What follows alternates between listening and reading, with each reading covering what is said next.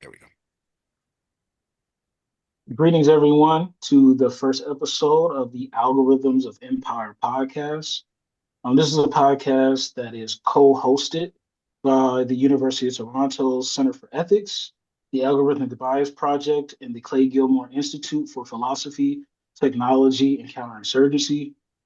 AI is a big topic today, and it's often marketed as a utopian type of ideal and a promise of singularity, efficiency, and more precision. But its foundations actually lie in war making, surveillance, different types of control methods. And in this podcast, we want to explore how the military origins of AI and the military evolutions of AI bleed into civilian life, from drone warfare and predictive policing to hiring algorithms and consumer data markets. This interest has led us to our first guest, a brilliant researcher named Dr. Sarah Shoker. We want to invite her today to discuss her book, Military Age Males and Counterinsurgency and Drone Warfare. So me and my co-host Rakeem welcome you, Dr. Shoker. Oh, well, thank you so much for inviting me. Thank you. Yeah. And Mhm. so I'll kick it off with our first question. Our first question really was focused on how the label of the military age male shaped the treatment and public perception of boys like Omar Kadir, and what did that dynamic reveal about how age, race, and threat perception interacted in post 9/11 counterinsurgencies? Yeah, so for some context setting, for those who don't know, Omar was a Canadian citizen, or is a Canadian citizen, and he was accused at the age of 15 of killing a US soldier, Christopher Spear, in a firefight with the Taliban. And in that firefight, Omar Khadr was also seriously injured. He was initially held at Bagram, and then he was later transferred to Guantanamo Bay, where he was classified as an unlawful enemy combatant. He was detained with adults, and he was also repeatedly interrogated. He was not the only child at Guantanamo. But the Pentagon did release its three youngest prisoners. So they were aged 13 to 15 years old, and they released them to UNICEF in Afghanistan. But it refused to release minors aged 16 or older. And of course, Omar Khadr was aging while he was in detention. I should also note that the Canadian government, the Harper government, was not keen to take him back, even under pressure from the Obama administration when the Obama administration inherited Guantanamo. So Donald Rumsfeld, who was the Secretary of Defense at the time, when asked why the United States was detaining children, repeatedly stated that these detainees are not children. And as time went on, Omar Khadr was probably the most famous or infamous child soldier or minor held at Guantanamo. And he's also the first minor prosecuted for war crimes in US history. Wow. Um, yeah. Um, so this detention took place under the Bush administration, and they argued that their treatment of Omar Khadr was completely lawful under the Geneva Conventions. And the argument that they made basically was that the Taliban had not effectively distinguished themselves from the civilian population of Afghanistan, thereby violating the convention's prescription that military members should be uniformed or wear distinctive signs. That is a requirement under international law. Um, so there wasn't really a disavowal of international law under the Bush administration per se. Rather, the law was reinterpreted to serve policy purpose. And this is also how you got the now infamous torture memos under the Bush administration, which argued that so-called enhanced interrogation techniques may be legally permissible. Um, as for the construction of childhood, basically what you saw were repeated attempts by policymakers to assure the general public that these were not vulnerable child soldiers who could, in another political climate perhaps, may have been construed as in need of rehabilitation. So they were instead framed as hardened killers who were not like good American children. So as opposed to children in the global north, child detainees and even just regular children who merely exist in conflict zones became ascribed with this type of political agency that did not really exist for Western children. And some of the rhetoric at this time was actually quite astonishing. So, for instance, David Kilcullen, who's a famous Australian counterinsurgent who worked with the Americans, advised soldiers, and I'm actually going to quote here, to keep children at arm's length because children are sharp-eyed, lacking empathy, and willing to commit atrocities their elders would shrink from. And Kilcullen writes that although soldiers may be homesick and missing their own children, they cannot treat children in insurgencies in the same way that children back home are treated. And I think while we can look at these types of statements and say now this is just empirically incorrect, I think it's also important to remember that this type of advice was meant to create a type of hypervigilance for American soldiers and counterinsurgents that likely amplified existing historical biases and could have actually created prejudicial outcomes in the way that they targeted and identified civilians from combatants. Wow. Well, I didn't know he was the first child to be prosecuted in U.S. history. That's fascinating. Yeah, for war crimes. Yeah. Yeah. Wow. Okay. Also, given that military-aged male is not a legal category under international humanitarian law, but rather a construct shaped by U.S. policy, are there other nations in the global north that use a similar distinction in their military or security practices? And what does that suggest about how threat is defined in the global north? Yeah, Canada and the UK have fighting age male. And recently there have been politicians and media in both the US and the UK that have referred to immigrants and asylum seekers as military age males or males of fighting age. Nigel Farage has used the term males of fighting age to refer to migrants entering Britain.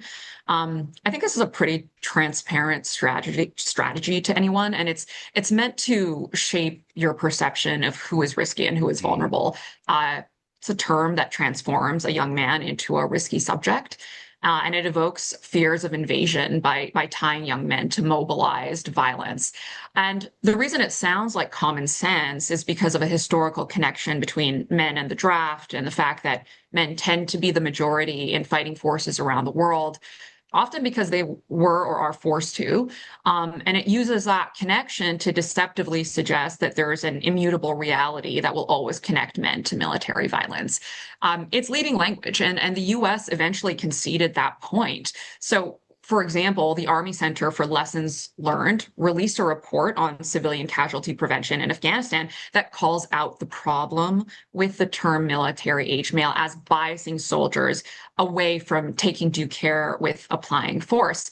And if you track the usage, you know also that the term is used against racialized foreign men. It is not a term that politicians use to describe domestic audiences, or in the case of right-wing populism, the term isn't used to describe men who are perceived to be legitimate members of the political community. But I think it's critical to note that this term has effectively left the military domain or the domain of international armed conflict and has entered into domestic politics through the politics of migration. And so instead of so-called forever wars abroad, certain political figures have created a narrative where it's, for instance, the UK that is now the conflict zone. And that narrative tends to be predictive of the type of policy that politicians will advocate for to treat, in this case, migrants. So more concerningly, and as the audience is likely aware, there's been a significant uptake of think pieces warning about the end of the liberal international order. And if you want to think about the stakes as it applies to understanding who is a civilian, who is a combatant, can we call combatants military age males, and how are these distinctions actually blurred? Well, the international order and the application of international humanitarian law really relies on the correct ability to be able to discriminate between civilians and combatants. If you can't do that, you have absolute war. And so those are the stakes. And that's why actually I ended up spending 4 to 5 years studying the term military age male, which might appear as overkill to some audiences, but it makes a lot more sense when you recognize that the principle of distinction has actually been really critical to reducing the harm caused in international conflict. Indeed, I think that was one of the eye-opening things about reading the book is that it is not international law, it's U.S. policy, and that was very eye-opening because and also you kind of mentioned one thing I've kind of noticed is how the term and or idea and concept is even being used in certain pop culture instances, where I saw Bill Maher recently in one of his interviews kind of mention this idea of military age male and migrants and who should be allowed to come. Yeah, there was a similar conversation in Canada with as it relates to the refugee crisis from the Syrian civil war and the deprioritization of young men, young Syrian men who were single, because they were viewed as a potential risk factor. And the way the media narrative constructed those young men seeking asylum really framed them as a potential threat or a potential threat that was waiting to explode. So the Trudeau government at the time, I think, reached this compromise position where they deprioritized those young men from, I guess, the asylum queue, or and yeah, I mean, it's not surprising to me that these instances continue to exist to this day. It's a long-standing historical trope. Mhm. Yeah, I wanted to ask about some of these tropes and the way that these counterinsurgencies are shaped, and the public opinion around them are shaped. So in your book, you talk about two different administrations. You talk about the Bush administration and the Obama administration. And I was wondering about the Obama administration in particular. How did his administration's practice of excluding military age males from the official civilian casualty count, how did that shape perceptions of civilian harm in U.S. military operations? Yeah, so for the audience, again, to context set a little bit, in 2012, the New York Times released an investigative piece showing that military-aged males, so men around 15, the age of 15 to 60, though in practice, often younger, were excluded from the collateral damage count from drone strikes. So the first thing that did basically was allow for a drastically lower collateral damage count that was then reported to the media. And at the very least, the United States does not want to appear at all as though its drone or counterinsurgency programs impact civilian life. So if you recall, the CIA argued that no civilians died from drone strikes in 2011. And then in 2012, the U.S. government officials stated that civilian deaths that resulted from drone strikes were in the single digits. This was not really believed by anyone. So in 2016, after intense legal pressure from advocacy groups like the ACLU, the U.S. finally admitted that between 64 and 116 civilian deaths from 2009 to 2015 happened in Pakistan, Yemen, Somalia, and Libya. So these are countries that are framed as outside areas of active hostilities, which is also, that term is also a policy creation that comes out of the Obama era.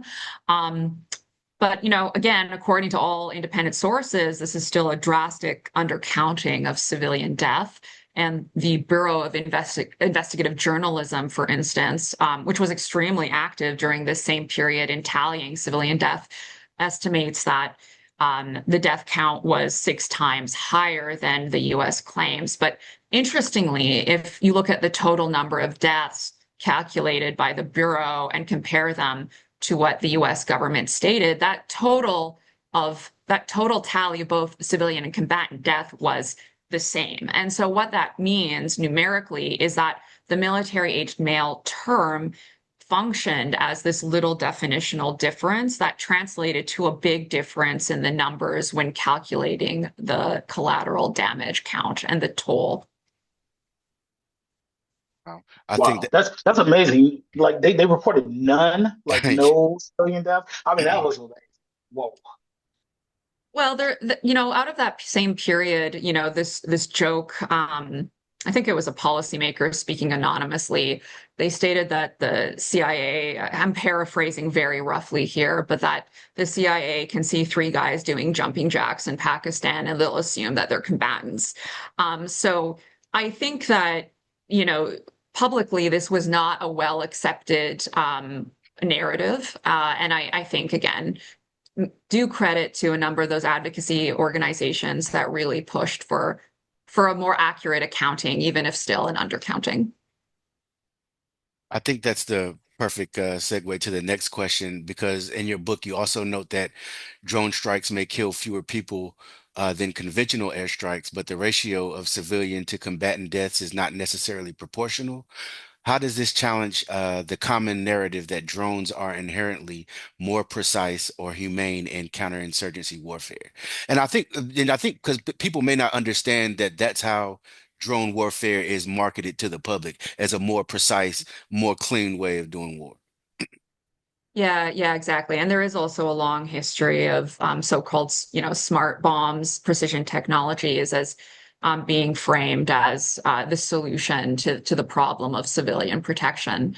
That being said, I do think we need to be wary of any narrative that positions a technology as possessing an inherent ability to discriminate between civilians and combatants. And drones and today AI can elicit a type of tech fetishization where they are presented as the solution to what is often a bureaucratic and policy problem or a policy or a problem of training and doctrine. So that technology, a technology that inevitably leads to better discrimination between civilians and combatants. That technology does not currently exist. And in fact, the very reason policymakers currently talk about human in the loop or appropriate human judgment as it relates to AI today or AI being used in conflict zones today is because the international community, with some caveats, largely agrees that human beings need to be the ones who administer life or death decisions, and it's a human that needs to be accountable. That ability to apply proportionality, discrimination, ensuring that military action meets the standards of necessity and precaution as identified under international law. There was no and is no technology that is applying those standards today. Those are tasks left to soldiers and military lawyers. Hmm. Now, you can be selective with the weapon you choose to ensure that you're not causing undue harm, and you may in fact be required under international law to be selective with with the weapon that you choose.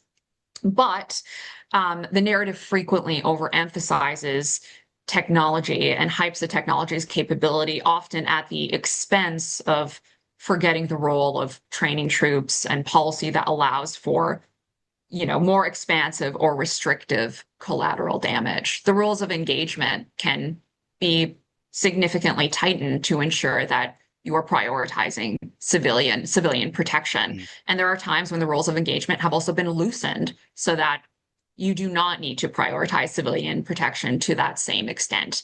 And yet the same technologies can still exist in both scenarios. And that tells me, and that should tell any researcher, that technology is not here to necessarily save us. This is an ideological problem. It's a problem of training. It's a problem of bureaucracy. It's a policy problem. One thing that I appreciate that you mentioned in your book, we don't have to go get too deep into it, but it relates to this about the ghost work that goes into, Mm. how these autonomous weapons work. And I think that's also something that I didn't think about until I read this book. Yeah, I mean, there's been an excellent, there's been a lot of excellent research done on the role of invisible labor in programming AI systems. And ghost work is not my term, but the term of researchers that come out of science and technology studies that really try to illustrate that the values that these technologies enable are often the result of annotators, data labelers, and they're often not paid very well. They're distributed across the globe. And we often like to think about AI technologies as being autonomous, but really they still very much rely on human input, and they are just as embodied as remotely piloted drones or aircraft, I would argue. No, I like that follow up because it really, that ghost work, the idea of ghost work, it really recenters the human in this like broader discussion about potentially autonomous AI and agents. And I think the next question is related to that. But just for context as well for the audience, I think a lot of people might think of warfare as something that's strictly kinetic, that's between two fighting forces. But counterinsurgency actually historically involves learning a lot about the culture of the target population and centering those human relationships to better, penetrate and manipulate them. And so in the US post 9/11 context, we've seen programs like the Human Terrain System use anthropological and cultural knowledge to assist in their military operations. And I wanted to know more about that and why did they face such strong pushback from the American Anthropological Association and other ethicists? Right. So you're completely right, that counterinsurgency has not, the so-called strategy of winning hearts and minds has often emphasized non-kinetic action. Um, and it's the application of so-called population-centric warfare, where where the local population is essentially co-opted into the war effort. So the Human Terrain System was a program from the United States Army Training and Doctrine and Command, so TRADOC, that embedded social scientists, not all anthropologists, but they were civilian social scientists with military personnel in Iraq and Afghanistan, with the goal of providing cultural knowledge about local populations, the so-called human terrain, to military personnel and commanders. And an article in Foreign Affairs actually described the human terrain system as embedding academics in foxholes. And it is also routinely cited as the largest US government investment in a single social science project in US history. And it cost about $750 million from 2007 and 2014. That is not in today's dollars. I have not factored in inflation. And as for, why the American Anthropological Association came out against, I guess, anthropologists in particular joining the program, the simplest answer is that they released a statement back in 2007 saying that involvement violated the AAA's code of ethics for a few reasons, especially as it relates to their do no harm principle. So I mean, I can get a little bit deeper into this, but and I think that the list of ethical concerns stated by the AAA actually resonates across academic disciplines, especially for those who do field work. But they do boil down to doing no harm to the people and communities that you study. So if you're a social scientist who works with human subjects, you know that you have a requirement to disclose who you are and what you're doing. And the AAA thought that anthropologists would be placed in situations where they would not be able to distinguish between themselves and military personnel. They also argued that anthropologists might have responsibilities to their US military units, and that could potentially conflict with their obligations to the persons or communities that they were studying.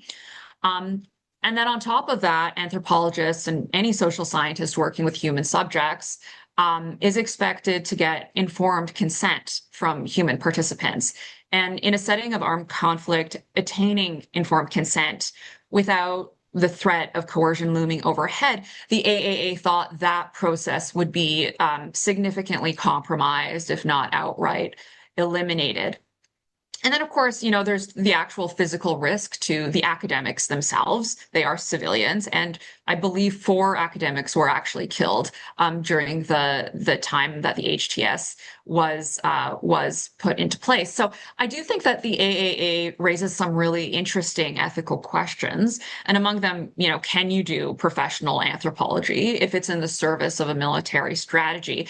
And perhaps at a broader level, the AAA's criticism of HTS as violating an anthropologist's professional code of conduct, I think is also itself an attempt at a professionalization of anthropology, really putting a stake in the ground as to what type of conduct turns someone into a professional anthropologist in the United States. Now, outside of the association, I think it is interesting to note that the human terrain system today was largely seen as not living up to its expectations, including by security practitioners and policymakers within DoD. And there are a number of retrospectives online that people can dig into if they're interested in learning more. That foreign affairs piece that I cited earlier is called Academics in Foxholes, and it's actually a really great place to start. No, that's fascinating. I didn't know about that piece. Yeah, I don't see a way you could do that uh, without, having an allegiance to the military and military objectives. I mean, academics in foxholes. Mm, right. It's pretty Yeah. plain, right? Yeah, I mean, I think for the anthropologists who were there and spoke favorably of their experience, what really comes out from those conversations is they really were, they were adopting a harm mitigation or harm reduction strategy, whereas the AAA was adopting a do no harm strategy. Mm. And so we see where those two ethical principles end up butting heads. I don't pretend to have the solution or the way to reconcile both of those principles, but I think they raise some really interesting and fascinating questions. Absolutely.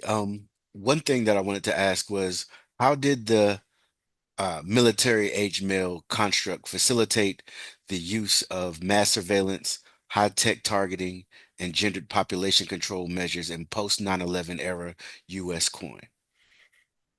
Yeah, so Miron Hoythink has this great piece in a recent issue of Minds and Machines, where they track the use of the term living laboratories to describe conflict zones as sites where you deploy new technologies, new experimental technologies to study their effects, ostensibly for a future state-to-state conflict involving the United States and China, or so one such narrative goes.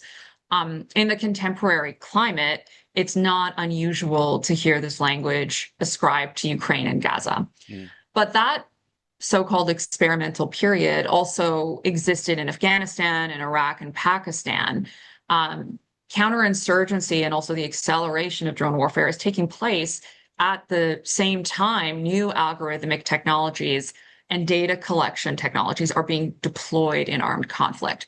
So, and just to give you a few examples, as of 2012, or sorry, as of 2012, the U.S. Army, for example, had managed to collect biometric data on over 800,000 Afghans. And Wow. we know this because both The Economist and The Guardian reported on it. So in areas of high violence, all so-called fighting age males, which was the term used by The Economist, were subjected to iris and fingerprint scans, which then would give the US soldiers a quantified assessment of the person's risk profile. And this means that sometimes patrols would call all men from a village out of their homes, line them up by a mosque to be logged. And other times buses would be stopped arbitrarily and then all the men would be taken off and scanned. As another example, there is this fantastic investigative piece by Sharon Weinberger in Foreign Policy that she wrote around 2017, and it documented DARPA's Nexus 7 program. And that essentially crowdsourced data from Afghan civilians for the purpose of intelligence collection. Mm. So Afghan civilians, usually they were employees in the development sector, were given GPS-enabled phones, and they were instructed to mark the location of buildings and streets. And they were not told what this was, what the purpose of this program was for. They weren't told that it was associated with DARPA, and then DARPA itself also never publicly announced the program. So Nexus 7, the Nexus 7 program, its ultimate goal was to gain a clearer understanding about the social fabric in Afghanistan by turning Afghan civilians into data intelligence feeds, and that would provide, near real-time access of intelligence to U.S. and coalition forces. And then finally, I think I'll end off with this example. This is also the same time period where the CIA is collecting metadata to create predictive algorithms about who it is that they should target. And one program, which the CIA called, and I'm not joking, they called it Skynet. Don't know why. Used a random forest algorithm, which is just a basic algorithm that any data scientist would be familiar with. And they collected 80 different attributes to assign a weight on the likelihood that the man or boy in question was an insurgent. So in 2016, and the reason I know and we know about this is that in 2016 is that Ars Technica reported that Skynet deemed Ahmed Zaidan, who was Al Jazeera's bureau chief in Islamabad, they deemed him a member of Al-Qaeda. So not only was Zaidan classified as an insurgent, but Skynet selected him as the individual with the highest score, meaning that he was the individual most likely to be an insurgent out of all those who traveled between Peshawar and Lahore. So this is actually a really, I think, instructive case example of why algorithmic prediction can go wrong. So Zaidan's a journalist, right? So that means that he interviews insurgents, especially if he's located in Pakistan, and he travels frequently due to his job as a journalist. But his occupation meant that he displayed similar mobility patterns to the insurgents that he interviewed. And this is an issue that, this problem is an issue that persists with today's algorithmic systems. We make this really big assumption that combatant and civilian behavior is going to be distinct enough and that an algorithmic system will be able to pick up on this distinction. But again, that's a really big assumption. And examples like Skynet reveal what happens when you take that assumption as a given. Yeah, that's very interesting. Just the idea of how a lot of journalists were being mistaken for insurgents. But you mentioned one thing about the Nexus. Was it Nexus 7? Is that what it? Yeah. So what would happen if they refused and said, "Hey, that would bring suspicion on them," correct? I am only going by what Sharon Weinberger was able to report in Foreign Okay. Policy. Hmm. I am not sure what refusal would have done. I believe there were hundreds of participants in the program. I say that because, at one point in the article, Weinberger mentions that there are hundreds of intelligence data feeds, but I don't specifically have the number of people who were enrolled in that program. They did try to create an incentive for participation, where basically, if you participated, you got to keep your phone. Right. So I don't know, based on that incentive structure, I would be cautious to assume that they were coerced into that program. It sounds like they were trying to entice and recruit instead. Right. But I could be wrong. I can't say for sure one way or another. Yeah, that Nexus 7 program was under tight wraps. So, I mean, it's not really been much reported about it some time now. Yeah. Yeah, DARPA too. I mean, it is a research organization, and they hadn't been in the field since Vietnam. So going back into Afghanistan with this project was the first time in several decades where they were essentially deploying experimental technologies using local populations. So I'm not surprised that there wasn't much written about it, but for those who are interested, that foreign policy piece is truly excellent. Thank you for that. Thank you. Yeah. Yeah. And I mean, I think in many ways, when you're talking about the use of all of this new type of algorithmic and predictive technologies in your book, you also talk about drones being really a logical consequence of the practice of counterinsurgency in this modern period, being that asymmetric or non-state actors usually don't have air forces. And so that leaves insurgents with less infrastructure open to be targeted by these kind of low cost and different types of weapons platforms. But Mhm. given what you were just saying about this this type of historical sequence where you have the post 9/11 wars and you have all these new AI and predictive technologies. I mean, would you say that AI enabled weapons like these drones we've been discussing or other mass surveillance tools like Nexus 7, are these also logical extensions of counterinsurgency and how it's practiced in the US? Yeah. So I struggle with this question a little bit. I, I I do think that because AI in armed conflict remains novel, according to some definitions of AI, and the definition, what AI is seems to, does change by the decade and sometimes by Right. the year. Yeah. But let's assume, let's leave that aside for now. I think AI, as we understand it today, remains pretty novel in armed conflict. And because the United States is not involved in near pure armed conflict. The use of AI today is we've seen in Ukraine, and especially we've seen it with the IDF's use of lavender to identify targets in Gaza. Um, I think that it is clear to me that AI has first appeared in armed conflict in countries that international relations scholars call the periphery. Mm. So these conflicts are asymmetrical. They are, typically against, it's typically a well-resourced dominant power against a smaller country like, Russia against Ukraine, or, a non-state actor like Israel against Hamas. And I don't see that trend disappearing, especially if the goal is to treat armed conflict in the periphery as a living laboratory where these tools can be deployed rapidly and outside the typical timelines that are required for US procurement. So I think that trend is going to persist. However, I think I would caution against thinking of AI as exclusively a tool for counterinsurgents, who are well resourced and who come from the global north.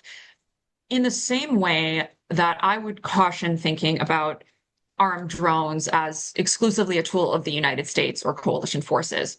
So Right. democratic countries did make drone warfare popular, with that initial avalanche of investment. But we've also seen insurgents adapting consumer or commercial drones.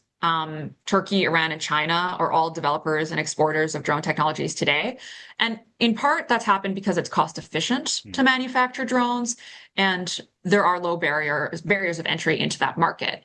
And similarly, with AI and AI decision support systems or autonomous weapon systems, it's, I think, important not to make the mistake of assuming that that one country is going to have a monopoly on that technology, or Right. in or indeed to think that because a regime self-identifies as liberal democratic, that the procurement of AI technology is necessarily going to result in the correct application of international humanitarian law, which I mentioned earlier. And I really do think it's this last point that I want to emphasize. There is just no technology that currently exists that inevitably upholds international law, even though there is some, what I'll call hype that does claim that democratic values can be programmed into the back end of an AI system. What we see today and what we saw in the post 9/11 period is that there wasn't really a consensus on what it means to apply international law. And in fact, what values are in fact democratic. No, I really like that answer. So yeah, so it's not that so there is this relationship historically where these things are like synchronic. They happen at the Mm, same time. But that's not a relationship of necessity, right? So you will see like a asymmetric or unconventional actor like a Ukraine be able to mm. seize this technology, maybe even better than a state actor can. So it's not a necessary relationship between liberal democracies and the use and development of AI, but they kind of Mhm. happen together in our historical moment.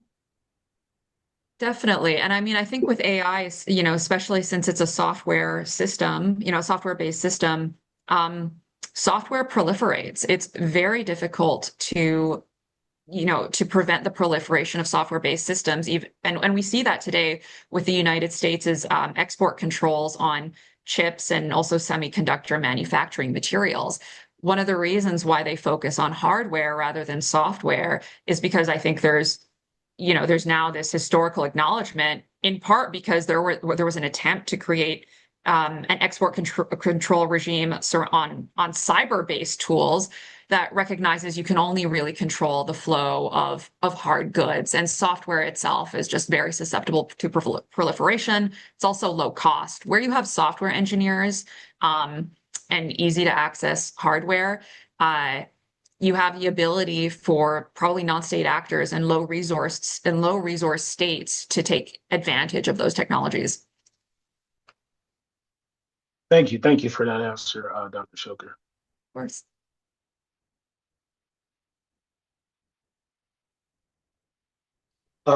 You muted, Rakeem. Oh, I'm sorry. Yep. No, I was just going to say it's been an honor and a pleasure to have you on. We definitely appreciate your book and your scholarship. And before we go, like, what inspired you to write this book and dedicate so much time in researching it? Because it's obviously a very well researched and well written book. Well, thank you so much for your kind Mhm. words. Um, it's funny. I think sometimes because you're right, I did dedicate a significant amount of time, about 4 to 5 years. It was initially based on my PhD dissertation, and then I reworked it into a book format. Um, and I think on the outside, sometimes research can very much look like insanity. Uh, um, but yeah, I'll more seriously, I'll say there are two reasons or two main reasons. One is out of what Cynthia Enloe, a researcher and academic whom I admire very much, talks about. She calls this a feminist curiosity. I read, and I'm very much indebted to the journalists at the New York Times who unearthed unearthed the fact that military-age males were not counted were not included in the collateral damage count under the Obama administration's drone strikes. But I was somewhat surprised that what was essentially a passing phrase or paragraph did not receive more scholarly or media scrutiny. And because I had been taken by Cynthia Enloe's research, I actually paused when I heard the term military age male, and I thought, that is an extremely bizarre term. Right. It should not be taken for granted that this is common sense, that it makes sense to include young men and boys in the collateral damage count. And I'm going to follow this term. And in this case, it led me to the Obama era. It led me to the Bush administration and all the way back to Vietnam. I'm going to follow this term and see where it leads me. And it actually showed a type of logic that persisted throughout history and that managed to, in my view, threaten a number of liberal values, or so-called, or what we claim to be liberal values as it relates to who is and isn't a legitimate target. And Mm. that leads me to my second point. The ability to apply discrimination, in this case, I use the term discrimination as something that is normatively valuable. So the ability to tell the difference between a combatant and a civilian is what prevents us from absolute war. The international legal order, it is far from perfect, wholly insufficient, but it comes out of the ashes of the Second World War, where the international community made commitments, sometimes against their own national interests, and said never again. And the way to limit that whole scale absolute destruction is by saying civilians deserve legally certain protections. And a combatant is someone who willingly engages in armed conflict. It is not based on your gender, your age, your sexuality, your religion, whatever. It is not based on your identity. It is about what you choose to do in a situation of armed conflict. The term military age male, I think, can actually subvert that commitment. Mm. And I think right now we live in actually a very precarious time for international law. And we need to do all that we can to ensure that the application of international humanitarian law, or as they say in the United States, the laws of armed conflict, are upheld in the strongest manner possible. So that's why I ended up spending an obscene amount of time, I think, on researching one term. Well, we are appreciative for that research, most definitely. Oh, well, you are very welcome, and I am so glad that it was that you found it to be useful. All right. That concludes the first episode of the Algorithms of Empire podcast. Until next time.